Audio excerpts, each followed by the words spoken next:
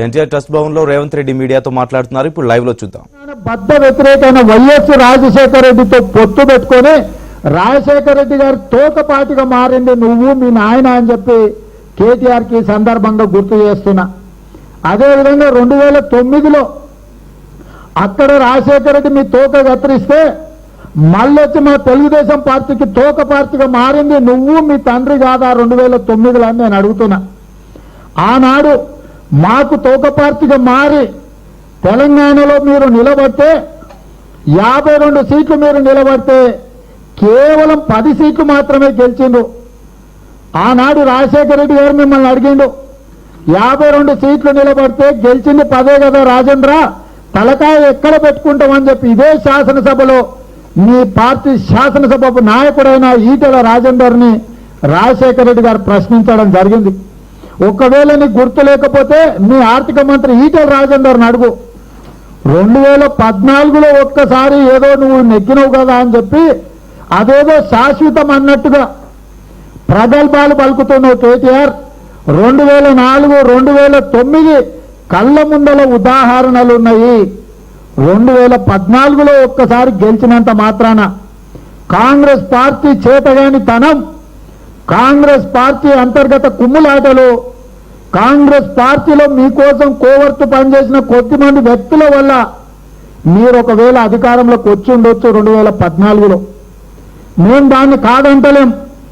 తెలంగాణ ప్రజలు తీర్పిచ్చిండు.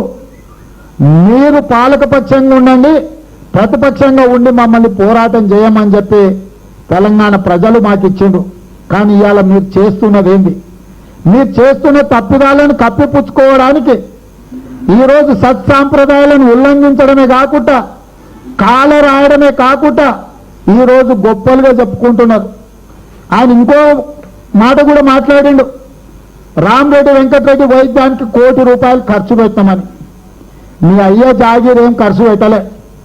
మీ గజ్వేల్లో ఉన్న farm house లో గుంట భూమి కూడా ఇవ్వలే రాజు ఆయనకు వెంకటరెడ్డి గారికి. ప్రభుత్వ సొమ్ము ప్రజలు పన్ను కడితే ప్రజాప్రతినిధులుగా ఎన్నిక కాపాడ్డ శాసనసభ్యులకు వాళ్ళ కుటుంబ సభ్యులకు వైద్య ఆరోగ్యానికి ఎంతైనా ఖర్చు పెట్టాలని చట్టంలోనే ఉన్నది. చట్ట పరిధికి లోబడి ఒక శాసనసభ్యుడు అనారోగ్యానికి గురైతే ప్రభుత్వం చెల్లించిన సొమ్మును కూడా మీ ఖాతాలో రాసుకొని మీ ఆస్తులేదో ఇచ్చినట్టుగా, మీరేదో పెద్ద కుటుంబాన్ని ఆదుకున్నట్టుగా, ఆ కుటుంబానికి ఏదో తినడానికి తిండి లేక రోడ్ల మీద ఉంటే మీరేదో ఆ కుటుంబాన్ని ఉద్ధరించినట్టుగా రాసుకున్న వెంటనే, లేఖలు రాసిన వెంటనే నీ నీతేందో, నీ జాతి ఏందో, నీ వంకర బుద్ధి ఏందో నీ లేఖను గమనిస్తే అర్థమవుద్ది. ఇది మొదటిసారి కాదు.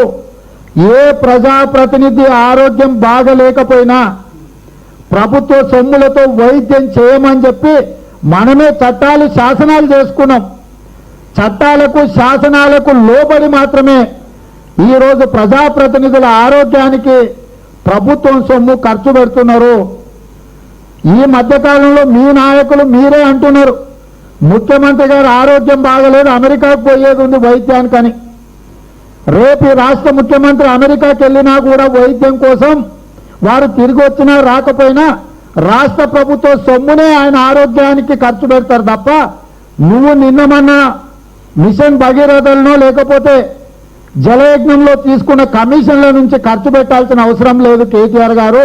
నువ్వు లేఖలు రాయడం ద్వారా రామరెడ్డి వెంకటరెడ్డి కుటుంబ ఆత్మ గౌరవాన్ని వారిని దెబ్బతీసే విధంగా, వారిని అవమానపరిచే విధంగా ఉంది ఈరోజు మీ లేఖ. మా పార్టీని ఏదైనా అనాలంటే నీకు నీ తండ్రికి ఎవరికి కూడా అర్హత లేదు. ఎన్టీ రామారావు గారికి ఆనాడు వెన్నుపోటు పొడిచిండ్రు, ఈరోజు వారి ఆత్మ క్షోభిస్తుందని చెప్పి ఇంకో మాట కూడా మాట్లాడడం జరిగింది. ఆనాడు రాజకీయ నాయకత్వ మార్పిడి జరిగింది. అందులో కీలక భూమిక పోషించింది నీ తండ్రి కేటీఆరే. ఆనాడు ఎన్టీ రామారావు గారిని నాయకత్వం నుంచి తప్పించి చంద్రబాబు నాయుడు గారిని శాసనసభాపక్ష నాయకుడిగా చేయడానికి చంద్రశేఖరరావు గారే ఇవన్నీ వ్యవహారాలు నడిపినరు. ఆ వ్యవహారాల తర్వాతనే నీ తండ్రి మంత్రి అయిండు, కుట్ర చేస్తే నీ తండ్రి చేసిండు, కుతంత్రాలు చేస్తే నీ తండ్రి చేసిండు, రాజకీయంగా లబ్ధి పొందింది కూడా నీ కన్న తండ్రి. అంతకుముందు నీ తండ్రి మంత్రి కాదు. ఎన్టీ రామారావు గారిని తొలగించి చంద్రబాబు నాయుడు గారిని ముఖ్యమంత్రిగా తెలుగుదేశం పార్టీ ఎన్నుకున్న తర్వాతనే కల్వకుంట్ల చంద్రశేఖరరావు గారు ఆంధ్రప్రదేశ్ ప్రభుత్వంలో మంత్రిగా మారిండు. అంటే ఆనాడు కుట్ర చేసింది నీ తండ్రి, ఆనాడు లబ్ధి పొందింది నీ తండ్రి. ఇవాళ నువ్వు వచ్చి ఒగల ఏడుపులు వేసి ఒగల మాటలు మాట్లాడితే తెలంగాణ సమాజం నిన్ను క్షమించదు. కేటీఆర్, నీకు రాజకీయ తాత్కాలిక ప్రయోజనాలు అవసరం ఉండొచ్చు, కానీ తెలుగుదేశం పార్టీకి రాజకీయ తాత్కాలిక అవసరాలు మేము పట్టించుకోము. తెలంగాణలో సత్సాంప్రదాయాలను నెలకొల్పడానికి రాజకీయంగా మాకు కొంత ఇబ్బంది వచ్చినా నష్టం వచ్చినా సాంప్రదాయాలను గౌరవించి మాత్రమే తెలుగుదేశం పార్టీ నిర్ణయాలు తీసుకుంటుంది. ఈరోజు తెలంగాణలో పరిస్థితులు ఏ విధంగా ఉన్నాయంటే, నిన్నగాక మొన్న ఒక అకాల వర్షం వచ్చింది. అకాల వర్షంలో హైదరాబాద్లో చెట్లు విరిగిపడడమే కాకుండా పార్కింగ్ చేసిన కార్లు, ఇండ్లు అన్ని ధ్వంసం అయిపోయినాయి. చాలా కుటుంబాలు నిరాశ్రయులైనరు.